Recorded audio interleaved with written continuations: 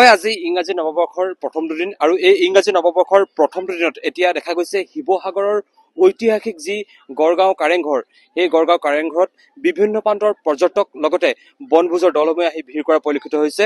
মোৰ সতীৰ্থ কেমেৰা পাৰ্চনক দেখাবলৈ অনুৰোধ কৰিছো, ইয়াৰ পৰিৱেশ দেখাবলৈ অনুৰোধ কৰিছো। বিভিন্ন প্ৰান্তৰ যি পৰ্যটক লগতে বনভোজৰ দলসমূহ এই আজি ইংৰাজী নৱবৰ্ষৰ পহিলা দিনটোত তেওঁলোকে কাৰেংঘৰ দৰ্শন কৰিবলৈ আহিছে। আমি কথা পাতিম ইয়ালৈ যিসকল লোক ওলাই আহিছে আজি এই ইংৰাজী নৱবৰ্ষৰ পহিলা দিনটোত, যিহেতু আজি ইংৰাজী নৱবৰ্ষৰ পহিলা দিন আৰু তেওঁলোকে সপৰিয়ালে তেওঁলোক ওলাই আহিছে। আমি কথা পাতিম।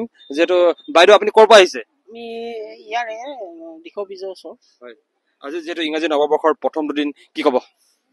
আমি এই হেৰিটো ভালকে চলি যাওক নৱবৰ্ষৰ দিনটো 24 চনটো। আজি সপৰিয়াল ওলাইছে? সপৰিয়ালে আহিছে।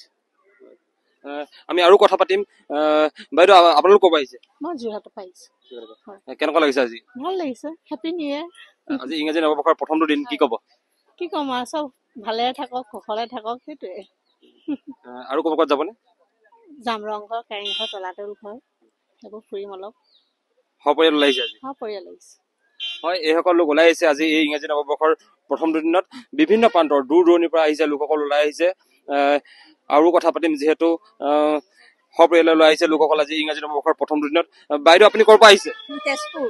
তেজপুৰ পৰা আহিছে। কেতিয়া আহিলে? ৰাতিপুৱাই আহিছো, 3টা বজাতে উঠি আহিছো। আৰু ক'ৰবাত ক'ত গৈছে নেকি? আৰু ক'ৰবাত নাই যোৱা, হেৰি মন্দিৰ গৈছিলো, অগ্নিমন্দিৰ। আজি যিহেতু ইংৰাজী নৱবৰ্ষৰ প্ৰথমটো দিন কি ক'ব? ভাল লাগিছে, চবকে হেৰি কৰিছো, দেখিছো, ভাল লাগিছে। আৰু চাকি তাকি দিছো চবৰে ভাল হওক বুলি, ভাল লাগিছে। আপুনিও তেজপুৰ? হয়, মই তেজপুৰৰ পৰা আহিছো। কেনেকুৱা লাগিছে আজি? ভাল লাগে, আগতেও আহিছো অলপ। এইবাৰ চতুৰ্থবাৰ আহিলো। আজি তাতে ইংৰাজী নৱবৰ্ষৰ প্ৰথম দিন। প্ৰথম দিনে সকলোকে শুভেচ্ছা জনালো, ৰাইজৰ মংগল হওক সেয়াই কামনা কৰিছো, শান্তি হওক। হয়, এইসকল লোক দূৰ দূৰণিৰ পৰা আহিছে, সপৰিয়ালে ওলাই আহিছে। তেওঁলোক বিভিন্ন প্ৰান্তৰ পৰা ওলাই আহিছে। এক কথাত ক'বলৈ গ'লে ইংৰাজী নৱবৰ্ষৰ এই পহিলা দিনটোত প্ৰতি বছৰে এই শিৱসাগৰৰ ঐতিহাসিক যি গড়গাঁও কাৰেংঘৰ বাকৰি, সেই গড়গাঁৱৰ কাৰেংঘৰ বাকৰিত বিভিন্ন প্ৰান্তৰ পৰ্যটক লগতে বনভোজ দলসমূহে আহি ভিৰ কৰে।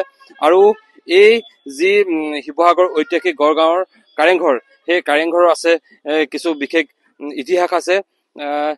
যিহেতু শিৱসাগৰ নগৰৰ পৰা প্ৰায় 15 কিলোমিটাৰ দূৰত্বত অৱস্থিত এই শিৱসাগৰৰ ঐতিহাসিক গড়গাঁও কাৰেংঘৰ।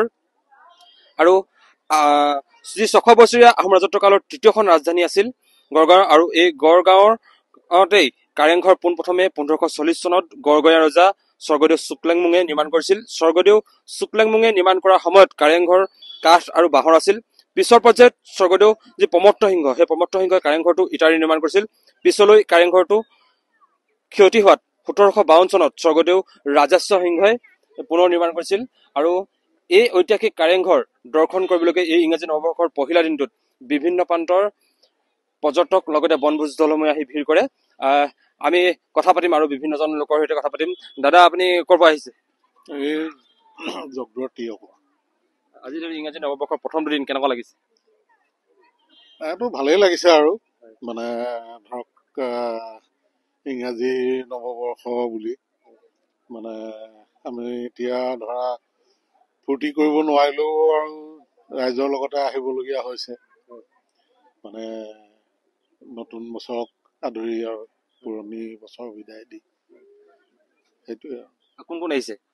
এই মোৰ পৰিবাৰ আৰু মোৰ মানে হ'বলগীয়া ভাবি বোৱাৰী আৰু বোৱাৰী মাক, মানে বিয়নী।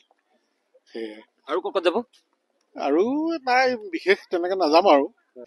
হয়, ধন্যবাদ জনাইছো। এইসকল লোকো বহুত দূৰ দূৰৰ পৰা ওলাইছে। মোৰ কেমেৰাজনক দেখাবলৈ অনুৰোধ কৰিছো। এতিয়াও এইদৰে বিভিন্ন প্ৰান্তৰ পৰা পৰ্যটক লগতে বনভোজৰ দলসমূহ আহি আছে। তেওঁলোকে আজি এই ইংৰাজী নৱবৰ্ষৰ পহিলা দিনটোত এইদৰে তেওঁলোকে কাৰেংঘৰ দৰ্শন কৰিম বুলি ওলাই আহিছে, সপৰিয়ালে ওলাই আহিছে। আৰু তেওঁলোকে যি ইয়াৰ স্মৃতি তেওঁলোকে ধৰি ৰাখিবৰ বাবে তেওঁলোকে এই কাৰেংঘৰত আহি তেওঁলোকে ফটো ছেছন কৰিছে।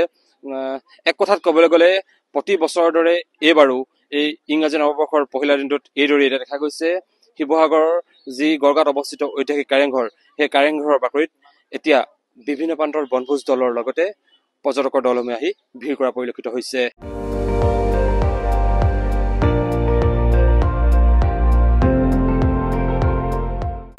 আপুনি চাই আছে ND24 সৰ্বশ্ৰেষ্ঠ নহয় সৰ্বোত্তমৰ দৌৰ